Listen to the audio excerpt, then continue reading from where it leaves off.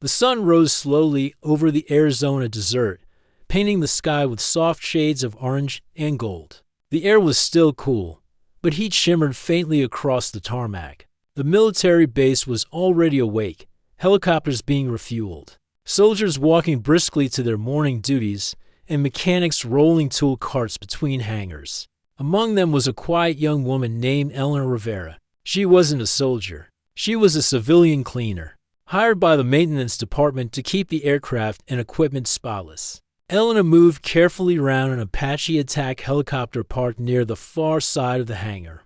Its long blades cast a shadow across the concrete. She wore old jeans, a plain shirt, and a weathered jacket that had seen many suns. On her sleeve was a faded patch, a small piece of fabric, stitched with care, showing an insignia that time had softened.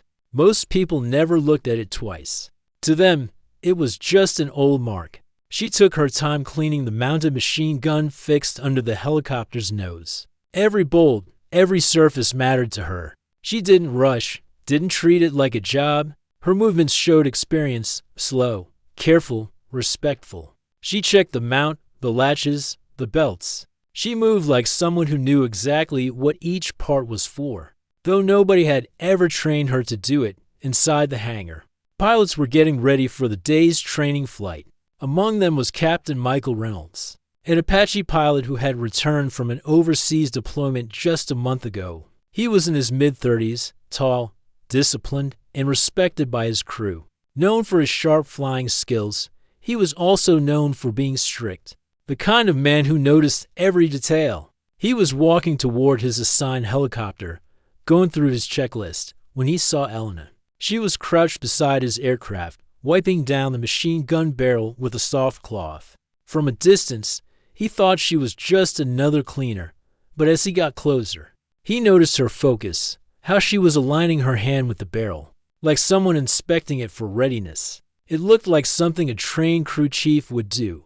He stopped beside her and smiled lightly. "You know your way around that gun pretty well," he said, half teasing, half curious. Eleanor didn't look up right away. She finished cleaning one last mark before speaking softly. "I've done this before. A long time ago." Reynolds raised an eyebrow. "Really? You were in maintenance?" She gave a small smile, still not meeting his eyes. "Not exactly." Her answer made him pause. There was something calm, almost sad, in her tone.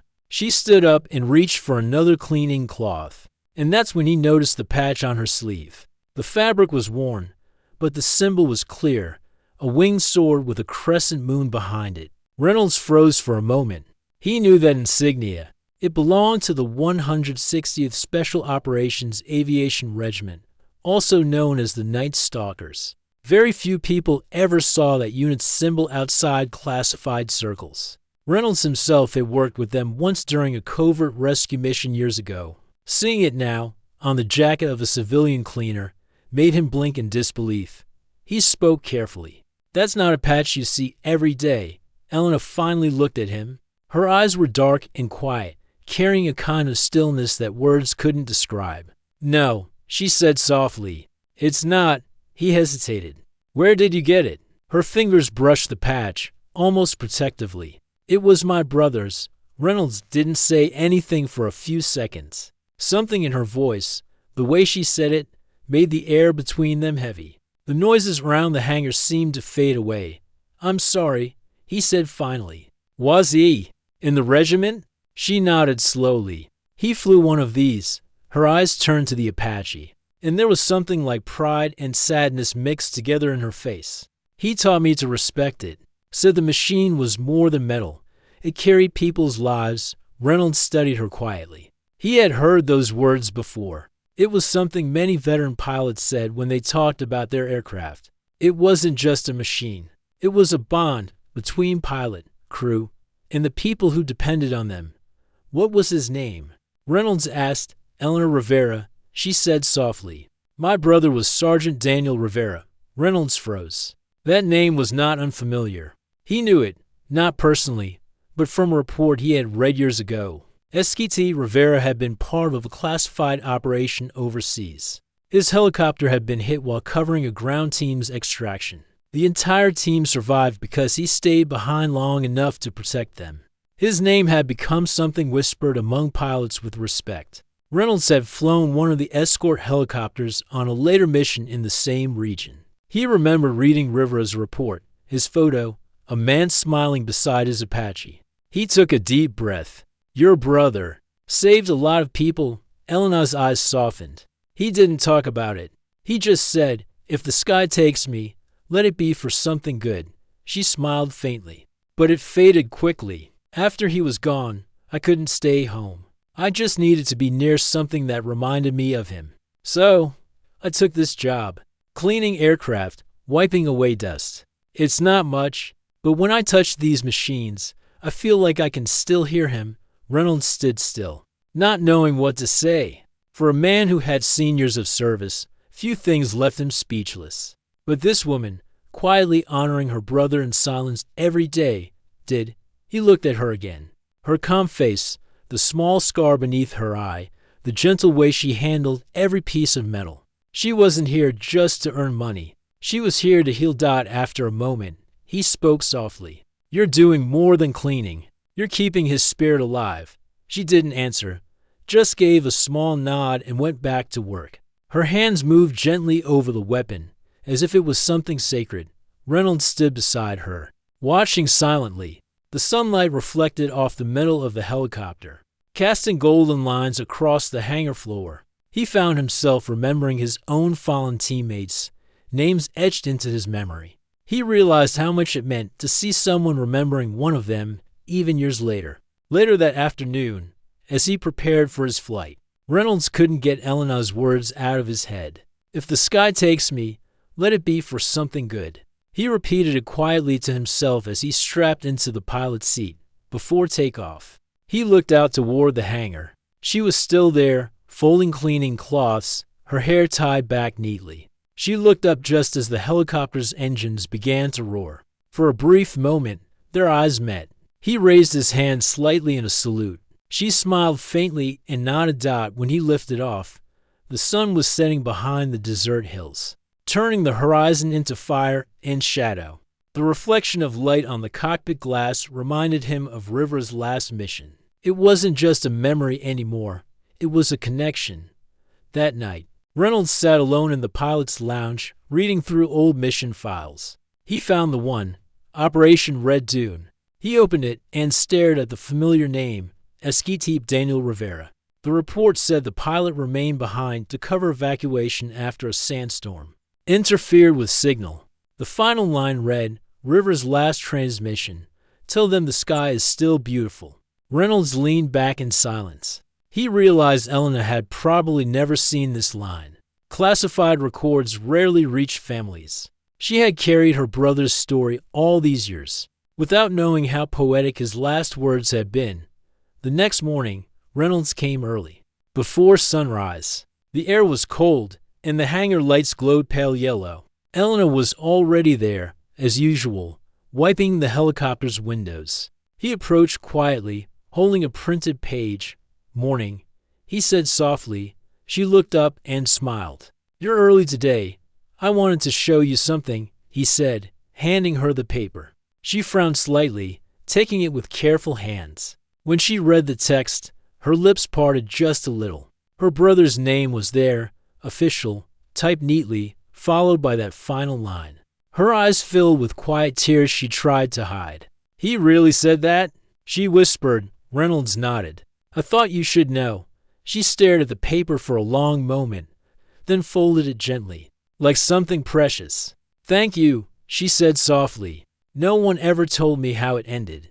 I always imagined he was scared or angry. But that sounds like him. He loved the sky. Reynolds smiled faintly. He still does. Every time we fly one of these, his spirit's up there. She nodded, and for a while, neither spoke. The hangar slowly filled with sound, the rolling of carts, the distant hum of engines starting. But inside that small corner, time felt slower, softer. When Reynolds prepared for flight later that day, he told his co-pilot something unexpected. From now on, he said, no one touches this Apache unless Elena approves it. The co-pilot looked confused. Sir, She's not in maintenance. She is now, Reynolds replied firmly. She just doesn't have the badge yet. By the end of the week, everyone on the flight line knew about the quiet woman with the faded patch. Some called her the caretaker, others simply nodded when she passed. But every pilot treated her with the same respect they gave to each other. She never asked for it. It just happened. Sometimes, when the base grew silent in the evening, Elena would stay behind after everyone left. She'd sit on the steps of the hangar, staring at the horizon where the last helicopters vanished into the orange sky. Her fingers would brush over the patch on her sleeve, and she'd whisper softly, "I'm still here.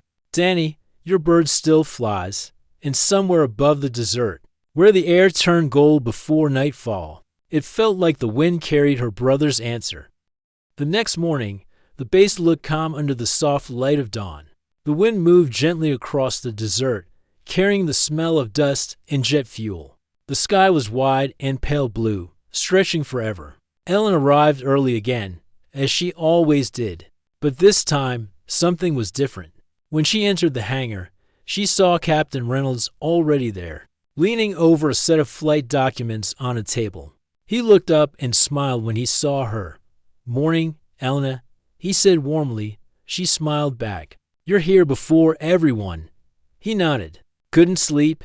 Too much on my mind." She didn't ask what it was. People who worked around aircraft often carried things they didn't talk about: memories, faces, sounds. She understood that kind of silence. Reynolds folded the papers and walked over to her. "I've been thinking," he said. "You should be more than just the person who cleans these helicopters." Elena blinked, surprised. "What do you mean? You know the machine better than most of my team. You care about it. You understand what it means to keep it safe. I asked the commander yesterday if you could assist during our pre-flight checks." Her eyes widened. "Assist? But I'm not trained for that. I just clean." Reynolds shook his head. "You've trained yourself without knowing it. You already do the work. You just don't have the title. I'll guide you." She stood still, unsure how to respond. Her heart beat faster. "Why me?" He looked at her gently. "Because your brother's care for these machines lives through you. I can see it in the way you touch every bolt and every panel. It's time people see what you can really do." Elena wanted to say no. She didn't like attention. She preferred quiet corners and the hum of the hangar. But something in his voice reminded her of her brother. That same quiet belief. That same steady confidence. She nodded slowly. "If you think I can, I'll try." Reynolds smiled. "Good, come. I'll show you how we inspect before flight." They walked together toward the Apache. Reynolds explained how the crew checked hydraulic pressure, the rotor system, and the control panels. Elena listened carefully, asking questions in her soft voice. When she leaned over to inspect the weapon mount, she pointed out a small misalignment no one had noticed before. Reynolds was impressed. "Good eye," he said. "That could have caused a jam mid-flight." She blushed slightly, not used to praise. "I just felt something looked wrong." From that day on, she became part of the maintenance process. The pilots began to greet her differently. They started calling her Miss Rivera instead of the cleaner. Her quiet presence soon became part of the daily rhythm. When a helicopter came back from a flight, she was there before anyone, ready to inspect, wipe, and repair. Weeks passed, and Elena grew more confident. She began learning how to log inspection notes and how to handle parts safely. The base commander even approved her to assist officially under Reynolds' supervision. One afternoon, Reynolds found her sitting beside the Apache's front wheel, humming softly as she cleaned. He sat down beside her. "You seem peaceful," he said. She smiled. "I think he'd be proud of me." Reynolds nodded. "He would. And I'm proud of you too." She looked at him with quiet gratitude. "You've been kind, Captain. You didn't have to do all this." He shook his head. "Sometimes the right people just need someone to notice them. That's all." She looked back at the Apache and whispered, "I still dream about the day they told us he wasn't coming back. It felt like the world stopped. I couldn't breathe. But now, being here, hearing these engines, it feels like I can finally breathe again." Reynolds listened in silence. He understood more than she knew. Many soldiers carried memories they never spoke of. He was one of them. The next day, he surprised her again. As she arrived, he handed her a helmet. "You're coming with us today," she froze. "Coming with you? Where?" "For a short training flight," he said with a grin. "You've taken care of these helicopters long enough. You deserve to see the sky they love." Her heart raced. "I've never flown before." "Then today's the day," he said gently. "You'll sit in the co-pilot seat.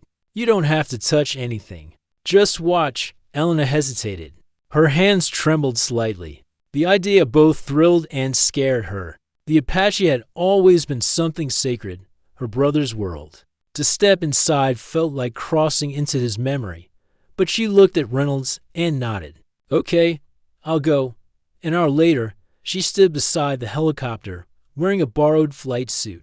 The helmet felt heavy on her head, and the smell of oil and fuel filled her nose. She climbed carefully into the co-pilot seat, her fingers brushing over the controls her brother once used to touch. For a moment, she closed her eyes and whispered a quiet prayer. Reynolds climbed into the pilot's seat and smiled at her. "Ready?" She nodded nervously. "As ready as I'll ever be." The engine started, and the helicopter came alive with a deep hum that grew louder with every second. The blades began to spin, slicing the air above them. The ground trembled slightly. Elena felt the vibration through her feet, through her hands, through her heart. As the Apache lifted off, she gasped softly. The ground moved away, and the hangar, the trucks, the people, everything grew smaller.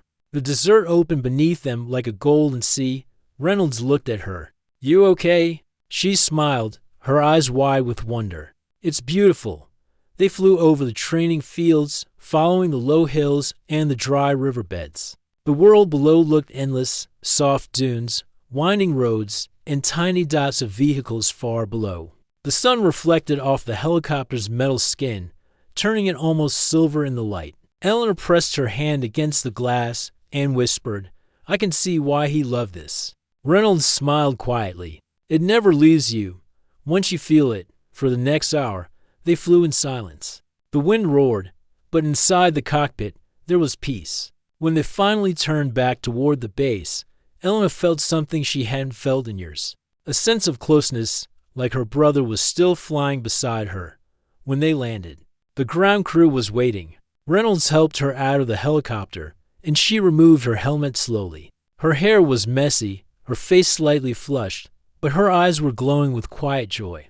"How was it?" Reynolds asked. She laughed softly. "I understand him now. He wasn't flying to escape the world. He was flying because he loved it." Reynolds smiled. "And you were part of that today." As they walked back to the hangar, one of the crew members called out, "Captain, wait, we've got something for Miss Rivera." Two men walked forward holding a small frame piece. Inside the glass was a new patch, the same insignia her brother wore, the 160th Night Stalker's symbol, but this one had new words stitched beneath it. "In memory of Esquitip Daniel Rivera, the sky remembers." Elena stopped. Her hands trembled as she took the frame. The letters blurred through her tears. "You made this?" she whispered. Reynolds nodded. "We all did. Your brother's legacy deserves to stay in the sky." She held the frame close to her chest, unable to speak. The men around her stood in quiet respect. For a long moment, there was no sound except the desert wind passing through the hangar doors. Finally, she wiped her eyes and smiled. "Thank you." He would have never believed people still remembered. Reynolds looked at her gently. "We don't forget heroes, Elena. We just wait for someone to remind us." After that day, things changed at the base. Elena became more than just part of the cleaning crew. She became a symbol of quiet strength. Pilots would ask her to check their aircraft before flights. Mechanics listened when she pointed something out. Everyone treated her with respect, not because of who her brother was, but because of who she had become. The commander even arranged for her to take maintenance training officially. When she received her certification weeks later, Reynolds attended the small ceremony and handed her the certificate himself. "You earned this," he said proudly. She smiled and shook his hand. "No, Captain. We earned it, me, you, and him." Sometimes, after the day's flights ended and the hangar grew quiet, Elena stayed behind. The dessert would cool down, and the sky turn orange and pink. She would walk to the runway's edge and look at the last rays of sunlight.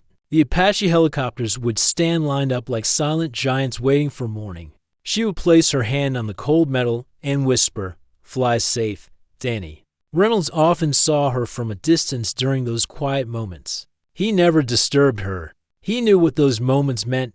They weren't sadness. They were gratitude. Months later, a letter arrived at the base. It was from headquarters, announcing an award for outstanding civilian contribution to flight safety. The recipient was Eleanor Rivera. She didn't expect it. When her name was called in the small base ceremony, she stood up nervously. Not knowing what to say, Reynolds handed her the plaque. "For reminding us what it means to serve," he said softly. She took the microphone and looked at everyone. "I'm not a soldier," she said simply. "I'm just someone who loved a soldier. I thought my brother's story ended the day he didn't come home.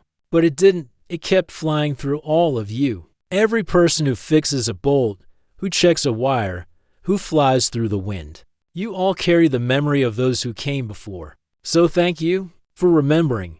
When she stepped down, there were quiet claps, but more than that, there were tears in the eyes of the men and women who served. From then on, people began calling her the Guardian, not because she was a soldier, but because she guarded something precious, the spirit that kept the sky alive for those who had once flown and never